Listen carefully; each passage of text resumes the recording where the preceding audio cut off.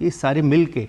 ये congenital malformation या birth defect पैदा करते हैं। जी, तो कई तरह के कारक हैं जो अपना योगदान देते हैं और समस्या उत्पन्न हो जाती है, लेकिन जब बच्चे में कोई समस्या होती है तो आम तौर पर उसका जो दोष है वो आता है माँ पर।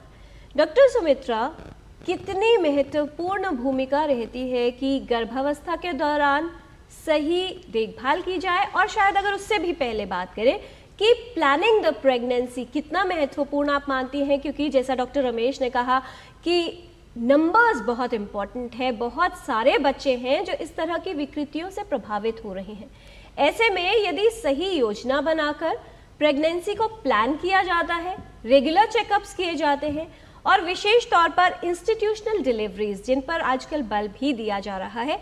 कितना उपयोगी सिद्ध हो सकता है इनकी संभावना को कम करने में और जो नंबर्स हैं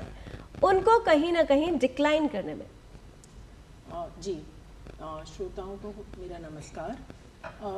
सबसे पहले तो देखिए, स्वस्थ शिशु का जन्म जो है वो माता पिता दोनों की जिम्मेदारी होती है।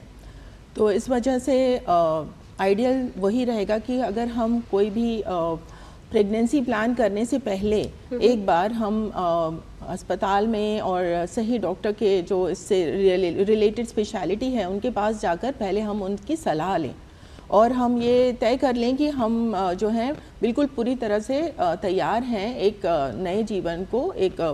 जीवन को इस दुनिया में लाने के लिए। उसके लिए बहुत ज़रूरी है कि सबसे पहले माँ का जो सेहत है उसके ऊपर ध्यान दिया जाए। कई बार ऐसा होता है कि जब हमारे पास लेडीज़ आती हैं वो ऑलरेडी उनको 3 या 4 महीने का गर्भ धारण हो चुका होता है, जो कि उस समय अगर हम कुछ करना भी चाहें कोई इंटरवेंशन हम नहीं कर सकते। तो इसलिए सबसे पहले जब आप प्री कंसेप्शन पीरियड में आते हैं तो हम पूरी आपकी स्वास्थ्य की चेकअप करेंगे और उसमें कुछ ऐसी चीज़ें जिनका हमें बहुत ध्यान रखना है, जिस तरह की क्रॉनिक डिजीज़ेस जैसे कि डायबिटीज़ है, अगर अनकंट्रोल्ड शुगर है तो वो एक बहुत बड़ा कारण है बच्चे में जो है मालफॉर्मेशंस होने का। तो आपकी जो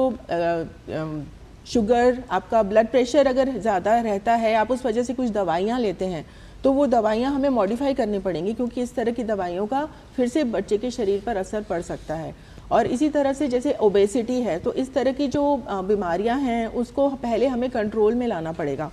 कई बार लेडीज़ जो है वो दवाइयाँ ले रही होती हैं, वो रियलाइज़ नहीं करती कि वो गर्भ धारण कर चुकी हैं, और जैसे कि अगर हार्ट डिजीज़ के लिए कोई ब्लड थिनर ले रही हैं उसका बच्चे पे बुरा असर पड़ सकता है। तो जब आप हमारे पास आएंगे तो हम इन सब चीज़ों का चेकअप करेंगे और इनको ध्यान में रखते हुए उन ड्रग्स को मॉडिफाई किया जाएगा। जैसे एंटी सीजर मेडिकेशन है तो वो सब मॉडिफाई करके ही आपको गर्भ धारण की सलाह दी जाती है। और सेकेंडली ये भी ज़रूरी है कि जैसे डॉक्टर अमित ने भी बताया कि जेनेटिक बीमारियां जो होती हैं वो परिवार में कई बार कॉन्सैंग्यूइनस मैरिजेस में देखा जाता है कि वो ज़्यादा पाई जाती हैं। तो अगर कुछ इस तरह की फैमिली में, एक्सटेंडेड फैमिली में कुछ शिशु ऐसे पैदा हुए हैं जिनको कोई जन्मजात विकृति रही हो, तो ये हमारे लिए एक रीज़न बन जाता है कि हमें पेरेंट्स को इन्वेस्टिगेट करना पड़ता है कि क्या उनमें वो कैरियर तो नहीं है इस चीज़ के कि हो सकता है उनमें भी उस बच्चे को पैदा करने के लक्षण हों, तो उसकी भी जांच की जाती है। और माँ के लिए ये भी ज़रूरी है कि माँ को कोई पहले से अगर हम वैक्सीन्स दे सकें, बिकॉज देखिए जैसे रूबेला है और